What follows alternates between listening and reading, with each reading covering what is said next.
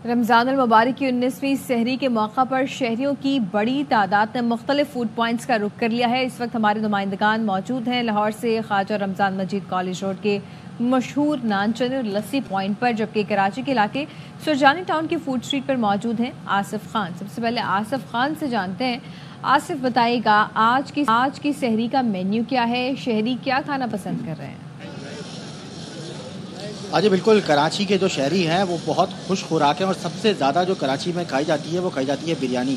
तो इस वक्त हम मौजूद हैं सरजानी टाउन सेक्टर L1 में, और यहाँ की खुसूसियत ये है कि यहाँ पर लोग की जो देग है बिरयानी की वो यहाँ पर तैयार की जाती है। और इस वक्त भी काफ़ी बड़ी तादाद में मेरे अकब में भी जो है यहाँ पर बिरयानी की 1 किलो की देगें हैं जो यहाँ पर लगी हुई है। तो यही खाने के लिए लोग यहाँ पर आते हैं।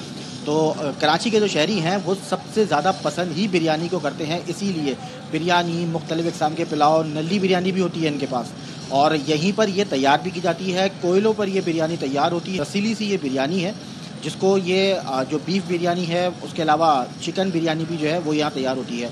तो 19वें रोज़े की सहरी का एहतमाम किया जा रहा है। एक जानिब घरों में एहतमाम किया जाता है, वहीं दूसरी जानिब कराची के जो शहरी हैं वो मुख्तलिफ रेस्टोरेंट्स में जाते हैं और वहाँ सहरी करते हैं। तो इस वक्त हम सरजानी टाउन में मौजूद हैं, सेक्टर L1, और यहाँ की खुसूसियत है बिरयानी, और 1 किलो की देग की बिरयानी है जो यहीं तैयार होके और यहीं तो यानी कराची में इस वक्त सहरी में भी बिरयानी खाई जा रही है। लाहौर का रुख कर लेते हैं। ख्वाजा रमज़ान मजीद हमारे साथ मौजूद हैं।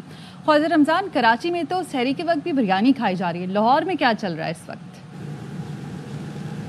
जी बिल्कुल, लाहौर में पहलवानों का शहर है और लाहौर में लस्सी और दही जो है वो ख़ास तौर पर सहरी में इस्तेमाल किया जा रहा है। जहाँ पर मैं मौजूद हूँ कॉलेज, यहाँ की मशहूर सबसे ज़्यादा लस्सी और दही है, और इसके साथ ही नान चने हैं, बोंग पाए हैं और आलू वाले पराठे हैं जो शहरी सहरी में ज़्यादा पसंद करते हैं। तो इस वक्त यहाँ पर बड़ी तादाद में शहरी जो हैं वो मुख्तलिफ़ इलाकों से यहाँ पर आ रहे हैं और सहरी के औकात में लस्सी और दही का शहरी में इस्तेमाल कर रहे हैं, और इसके साथ साथ नान चने, बोंग पाए और पराठे भी जो है वो सहरी में इस्तेमाल किए जा रहे हैं। और बड़ी तादाद में मुख्तलिफ़ फूड पॉइंट्स के जो लाहौर के हैं वहाँ पर भी शहरी मुख्तलिफ़ पकवान से जो है वो सहरी करते हैं और बड़ी तगड़ी किस्म की लाहौरी सहरी करते हैं। और इसी तरह से जो अंदरून लाहौर है वहाँ पर भी ख़ास तौर पर लस्सी और दही को पसंद किया जाता है। इसी तरह से लाहौर के मुख्तलिफ़ इलाके हैं वहाँ पर भी लस्सी जो है वो लाजमी जुज़ करार दिया गया है, क्यों ना कि दिन के औकात एक तो प्यास को कम करने के लिए